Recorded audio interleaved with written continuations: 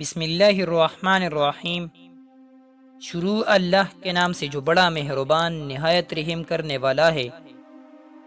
دیکھنے والے آنکھ اور سننے والے کانوں کو لائف ان اسلام آفیشل ٹی وی کی طرف سے خلوص برا سلام۔ جب حضرت علی رضی اللہ عنہ نے گستاخ کو چھوڑ دیا، مدنی دور کی بات ہے جب ایک گستاخ شاعر نے رسول اللہ صلی اللہ علیہ وسلم کے شان اقدس میں گستاخانہ اشعار لکھے۔ اصحاب نے اس گستاخ شاعر کو پکڑ کر بوری میں بند کر کے حضور صلی اللہ علیہ وسلم کے سامنے پھینک دیا۔ سرکار دو عالم صلی اللہ علیہ وسلم نے حکم دیا، اس کی زبان کاٹ دو۔ تاریخ لرزا گئی کہ وہ جو رحمت للعالمین ہے، جس میں طائف میں پتھر مارنے والوں کو دعائی دی، کوڑا کرکٹ پھینکنے والی کی تیمارداری کرتا رہا، اس ذات عظیم کو مدینے میں آ کے آخر کیا ہو گیا؟ بعض صحابہ کرام نے عرض کیا، رسول اللہ، میں اس کی زبان کاٹنے کی سعادت حاصل کروں؟ حضور صلی اللہ علیہ وسلم نے فرمایا نہیں۔ پھر پوچھا کون؟ تب رسول خدا صلی اللہ علیہ وسلم نے فرمایا، حضرت علی رضی اللہ عنہ کی طرف دیکھ اور حکم دیا، اس کی زبان کاٹ دو۔ حضرت علی رضی اللہ عنہ نے بوری بند گستاخ کو اٹھا کر شہر سے باہر نکلے۔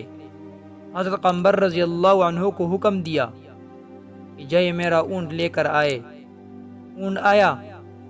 حضرت علی رضی اللہ عنہ نے اونٹ کے پیروں سے رسی کھولی، گستاخ شاعر کو بوری سے باہر نکالا اور 2000 درہم دے کر اس کے ہاتھ میں دیتے ہوئے اونٹ پر بٹھایا، فرمایا بھاگ جاؤ۔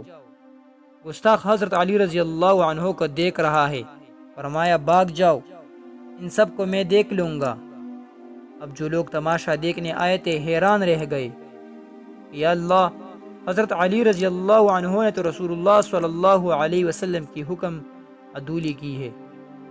لہذا شکایت لے کر رسول خدا صلی اللہ علیہ وسلم کے پاس پہنچ گئی۔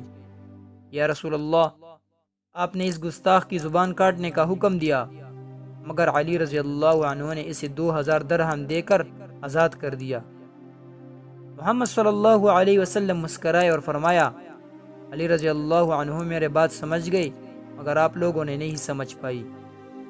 وہ لوگ پریشان ہو کر یہ کہتے چل دیے، یہی تو کہا تھا کہ زبان کاٹ دو۔ علی رضی اللہ عنہ نے تو کاٹی ہی نہیں۔ اگلے دن صبح فجر کی نماز پڑھنے جب سب مسجد پہنچے تو سب حیرت میں ڈوب گئے۔ کیا دیکھتے ہیں کہ وہ گستاخ شاعر وضو کر رہا ہے۔